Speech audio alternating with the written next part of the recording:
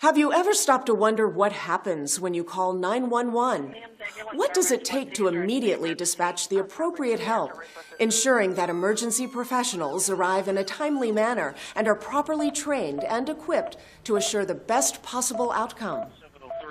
If you've ever been in a position where you or someone you care about required emergency medical attention or transportation, you've gained a deeper appreciation for the people who provide these life-saving services.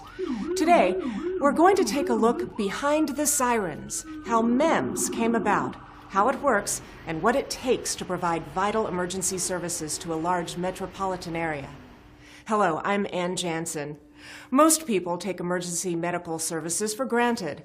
We expect that when emergency care and transportation is needed, it will be readily available. We trust that a call to 911 automatically means help is on the way, and that once on the scene, these skilled individuals will have the knowledge and experience to deliver the finest emergency care possible, the modern-day version of the knight in shining armor, come to save the day.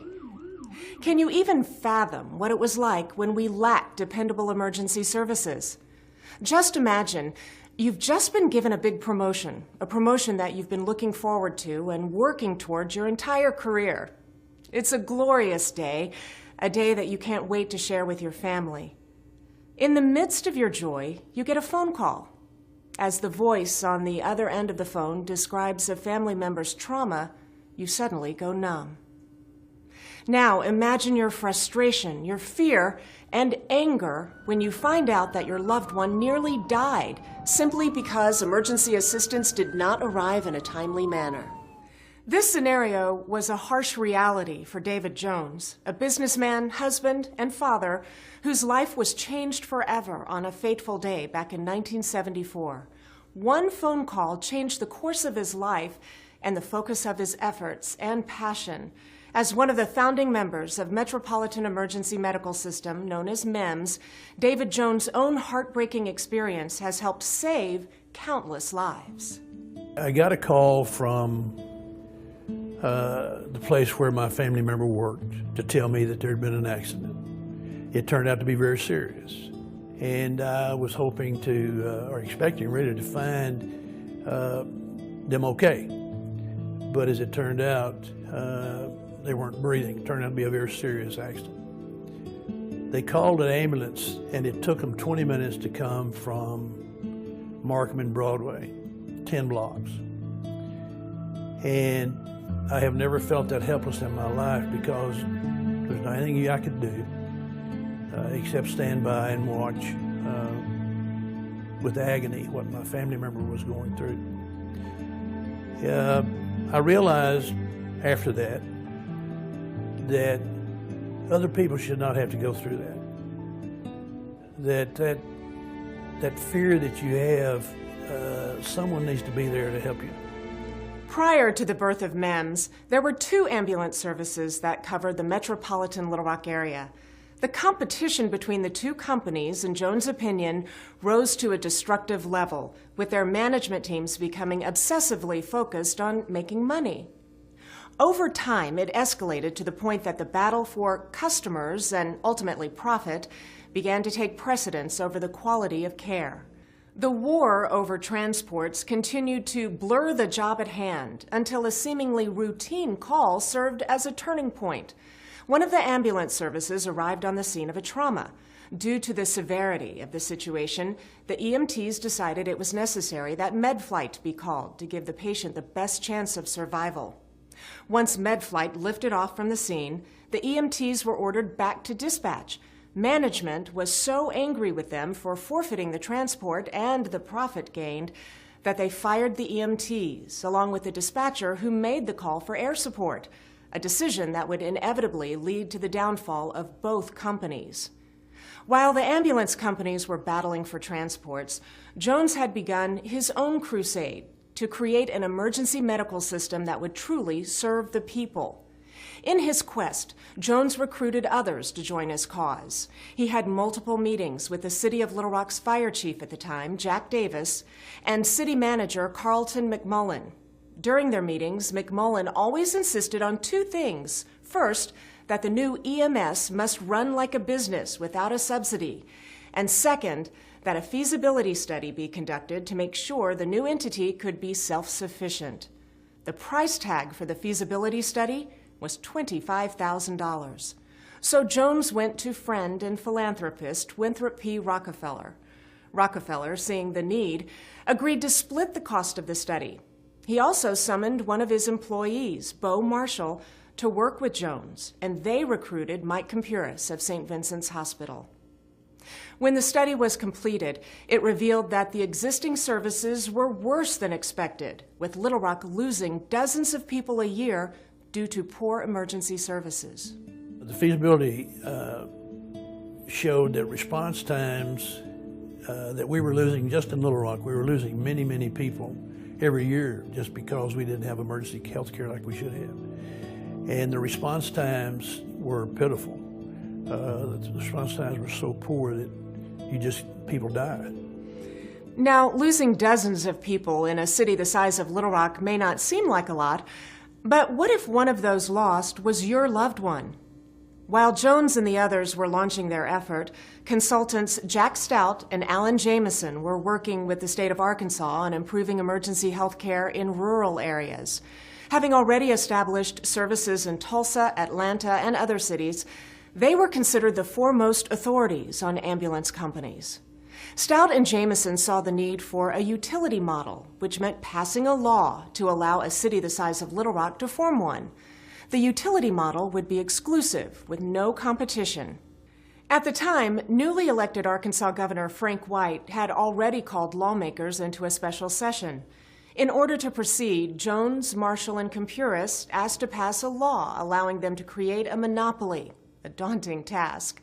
Well, fortunately, Senator Bill Moore of El Dorado jumped on board and helped push the law through. Without this law, a public utility model would not have been possible, and the creation of MEMS would have gone no further. I have always believed that MEMS becoming a reality the way it did was divine providence, because it couldn't just happen. There were too many things that fell into place. The major impetus that brought it about was the two ambulance companies, A1 and Medevac, went on strike Memorial Day weekend, 1984. And the mayor called me very upset, saying, "What can we do to protect our citizens? We can't leave the city unprotected." We borrowed ambulances from towns around us. Most of the guys that had struck at Medevac and A1 came over and volunteered and worked that weekend. And we covered the city where everybody would have that kind of care. And MEMS was born. In the early years, it was often difficult to pay the bills, but they had promised not to ask for a subsidy. What's more, a law had been passed that would not allow a municipality to borrow money without collateral. Faced with few options, Jones met with the Little Rock City Board. I went to the city board meeting that night, and the room was full. And I knew they had 2 new fire trucks. And so when I got through with my spiel, telling them that we needed to make a loan and I needed them to guarantee the loan by collateralizing it. And I had mentioned the 2 fire trucks in my presentation. And Director Buddy Benefield, an old friend, when I finished, leaned forward and said, "David, are you telling us that you want us to hawk our new fire truck?" I said, "No, buddy, I'm asking you to hawk them both." And believe it or not, they did. After some discussion, the board voted unanimously to offer both new fire trucks as collateral. MEMS has never looked back. MEMS is stronger than ever, seeing phenomenal growth in technology, efficiency of coverage, and number of patients served. As a comparison, the year before MEMS was created, the 2 previous emergency companies had just over 1,300 runs combined. Today, MEMS completes more than 60,000 runs by more than 250 paramedics and EMTs using 50 ambulances. Although there are many things that contribute to the success of MEMS, the most important are the people who have dedicated their lives to serving those in need. Jones believes that employment with MEMS is a calling, similar to that of a nurse, teacher, social worker, or missionary. It takes a special person who understands that the greatest thing we can give is ourselves, a person who firmly believes we are on this earth to serve. When a tragedy or near tragedy strikes, it reminds us to be thankful for the emergency care we have and the special people who make it happen. When I retired from the Air Force 15 years ago and was hired to be the director at MEMS, first thing that I did is I went to EMT school, because in the Air Force I learned that you can't lead the unit unless you're qualified in the mission. And so I spent a lot of time riding on the ambulance with a paramedic partner as the EMT and experienced what our EMTs and paramedics experience every day. And one of the most telling things that happened to me that defines really what I think EMS is all about is the day that Dave and I ran on a call to a 6-week-old infant who was in very serious condition. And because I'm the older crew member, I think Mom assumed I was the senior crew member. And when we arrived on scene, she handed me her infant, fearful that her child was dying. And as I looked into her eyes, it suddenly became obvious and apparent to me what this really is about, is trust. She handed me her child, trusting that we would do what we could do for that child to save her life. Many of the people serving our community through MEMS know that no job could be more fulfilling. No matter their role, the people of MEMS are all called to serve. They work tirelessly to provide the people of Central Arkansas with the peace of mind in knowing that should the need arise, they are ready to care for our loved ones as they would care for their own. So what exactly happens between the 911 phone call and the arrival of key emergency services professionals? MEMS ambulance service, what's the address of the emergency? You see, MEMS is not a taxi ride to the hospital. It's about getting trained emergency medical personnel on the scene as quickly as possible when seconds count. 514, you have an emergency? It's about the proper equipment being available at the scene as a mobile extension of the emergency room. It's about the highly skilled medical care that begins as soon as the paramedic is at the patient's side and continues all the way to the hospital, including knowing which is the closest hospital to meet the patient's needs. I'm really excited to be here. And if it wasn't for my family acting quickly, MEMS coming by as fast as they could, getting me to the appropriate hospital for my needs, I just don't think I would be here today. Let's take a look inside MEMS and follow the path of an average 911 call. Calls come into the communications center, or the brains of MEMS. Emergency medical dispatch operators receive hundreds of calls a day. When a call is received, each operator knows the location and status of each ambulance using GPS technology and can dispatch the nearest available vehicle to the location. The MEMS ambulance fleet covers more than 2,200 square miles and averages 185 transports a day. Operators also provide any family member or bystander at the scene with proper medical instructions until a paramedic or EMT arrives. Response times truly determine the success of any emergency response service. Now, when you call 911 within the metro area, first responders and a fully equipped MEMS paramedic ambulance will arrive on the scene, on average, in 6 minutes. It's an ongoing challenge to balance operational efficiency with clinical excellence. Both must consistently work at optimum levels to ensure the people get the service they expect and deserve. I feel confident that the quality of care that we receive from the MEMS team, the quick response, the quality of care from our home to the hospital was a huge factor in the success story. That my husband's here, he's alive, he's functioning well, he has no residual issues or concerns from this incident, and I owe that all to the quick response and the care that we receive from the MEMS team. I think it's excellent. They were very professional. They were well trained.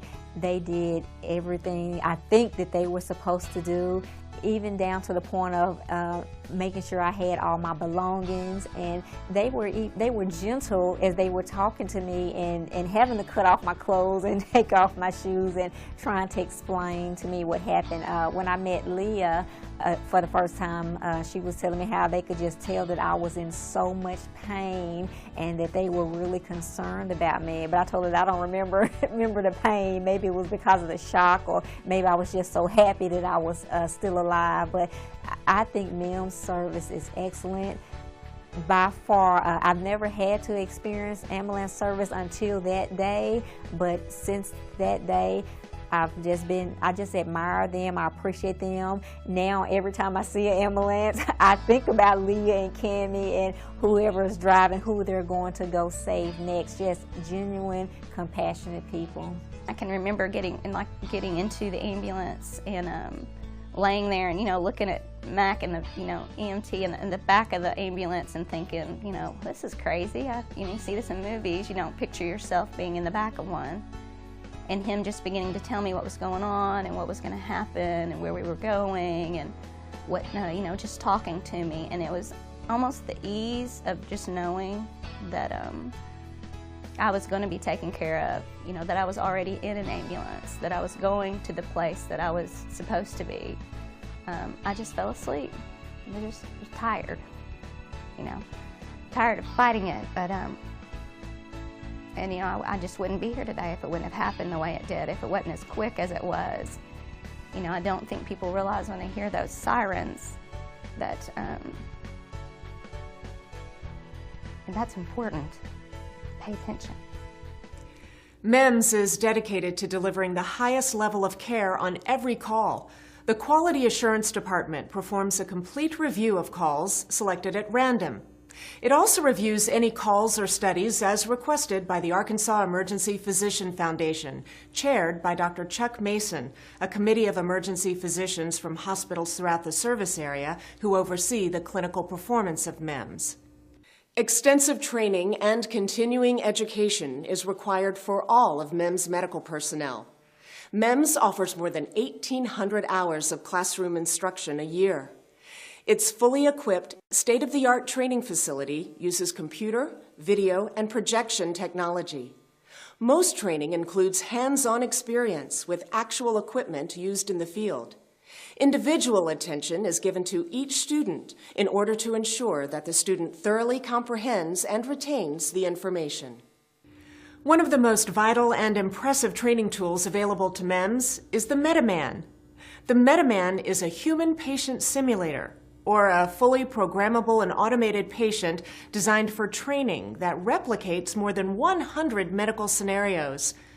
The MetaMan has a soft rubber outside and a computer inside, with a plastic bladder and other organs. He sweats, breathes, bleeds, and has a heartbeat, which can be normal or abnormal, depending on how he is programmed. MetaMan also uses kits with rubber and latex wounds to present different types of injuries. Vital signs appear on a monitor, and he reacts adversely to improper medication and positively to proper treatment. Used regularly in continuing education, the MetaMan allows MEMS instructors to create real-life scenarios and simulations. He's placed in different rooms and conditions, and crews are called in while on duty to respond as if it were a real call. Each simulation is reviewed and evaluated. In addition to classroom and simulation study, EMTs ride along with veterans to gain critical, supervised, practical field experience. When EMTs are ready, they can continue their career advancement through MEMS in-house paramedic training program. MEMS paramedics are state and nationally licensed and require at least 1 year of patient care experience as an EMT.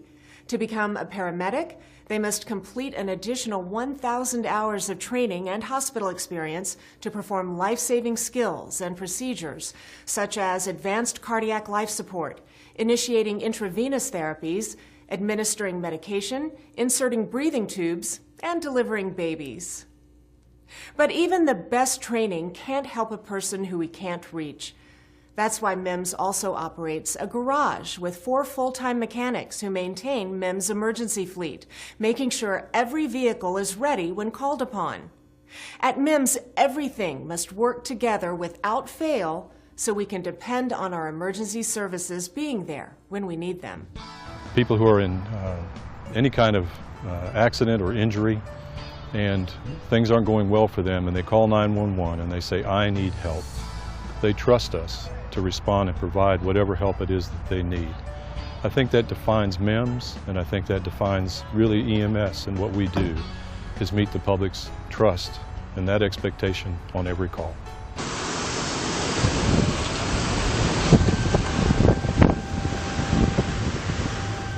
Severe weather in Arkansas, especially tornadoes, presents emergency responders with some of their greatest challenges. There can be mass casualties. The damage can stretch for miles. Identifying and locating those injured can take precious minutes, if not longer. And often, fallen trees and downed power lines obstruct the roadways.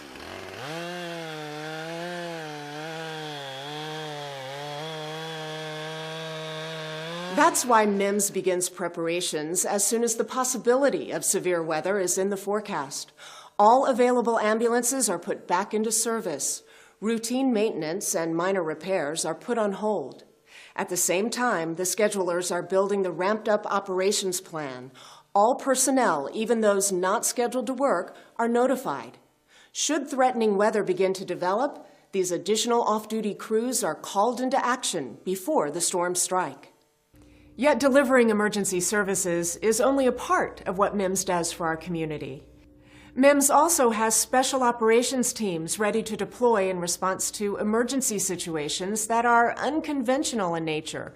Situations such as hazardous materials, search and rescue, swift water rescue, large-scale special events, and natural disasters. These emergencies typically require specialized skill sets, and MEMS special operations teams are ready when the need arises. The MEMS Special Operations Division is divided into 3 teams: STAR, Special Tactics Advanced Response; SORT, Special Operations Response Team; and the MEMS Bike Team. Since 1990, MEMS has deployed tactical paramedics along with SWAT teams during high-risk operations. In fact, MEMS took part in one of the state's most historic law enforcement operations.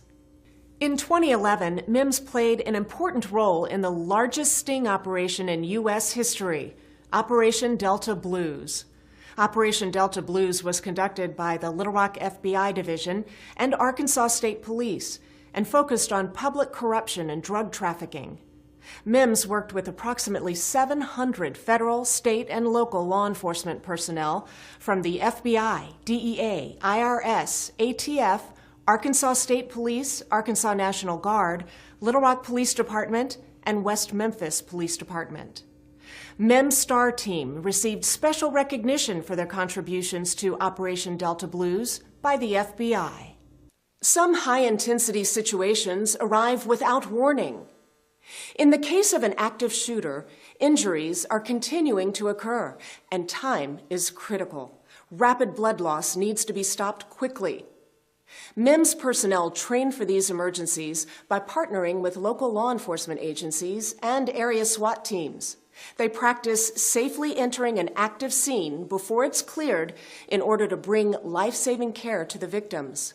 MEMS paramedics are also training law enforcement officers in ways to quickly control hemorrhaging, to buy valuable time, not just for shooting victims, but also for those injured in car accidents and stabbings. As MEMS continued to grow, they saw the opportunity to be a part of a statewide trauma network, an integrated system that links the entire state to improve the outcome for seriously injured patients. After years of effort, it took the election of Governor Mike Beebe to make it happen. He understood the need and was instrumental in working with MEMS, the health department, and statewide hospitals in its creation. MEMS was selected to serve as the Arkansas Trauma Communications Center, known as the ATCC. In this role, MEMS helps coordinate the movement of an average of 50 patients a day throughout the state.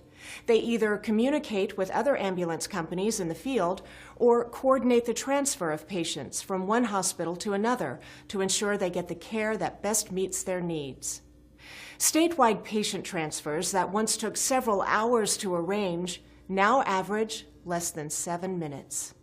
The trauma system and the designations of various trauma centers across the state is something that Arkansas was sorely lacking in and needed for a long, long time. And it's a function of money, it's a function of commitment, it's a function of a lot of things, but Arkansas really has come a long way and joined the fray, so to speak, with the trauma system and with various levels of trauma centers. All that has to work, though, through communications and through our emergency responders. All of that has to be coordinated in a fashion that people are able to talk to each other, and then use their professional judgment in a way that maximizes or optimizes quality care and fast response quality care. We now have one of the finest statewide trauma systems in the nation. MEMS is very proud to be a part of the Arkansas trauma system and its contributions to saving countless lives throughout Arkansas. And MEMS continues to enhance its training in response to a changing world. Today, highly contagious diseases like Ebola require new safety techniques and equipment. Every MEMS ambulance now carries what is called personal protection equipment, or PPE. The equipment helps guarantee that MEMS is fully prepared to treat and transport patients who require this higher level of support. Every paramedic and EMT knows how to properly dress in their PPE, set up the ambulance, and treat the patient in a way that controls potential cross-contamination on the scene. Procedures are also in place to safely hand off the patient at the hospital and then thoroughly decontaminate the ambulance and the crew after the event. The strides MEMS has made would not have been possible without its board of directors, which has representation from each of the communities MEMS serves. Through their visionary leadership and direction, MEMS has become one of the premier ambulance services anywhere. The mission of the board is to maintain the best possible emergency medical system, to seek out the type of individuals and technology to enable MEMS to continue to improve its level of service, and to always put the patient first, today and in the years to come. At the 25th anniversary celebration, Jones reflected on MEMS' life-saving legacy. At that party and at that celebration time, a bunch of statistics were brought forth, and it was estimated that MEMS had saved over 25,000 people's lives. That's incredible. It's got to make you proud. Jones turned his tragic experience into a cause for the greater good. So today, you can rely on the best possible medical attention in those precious minutes when you or a loved one needs it most. The people of MEMS have earned our trust, and they deserve our respect and heartfelt thanks. They have dedicated their lives to a profound calling to help others in their time of most dire need. They are called to serve, called to save, here behind the sirens.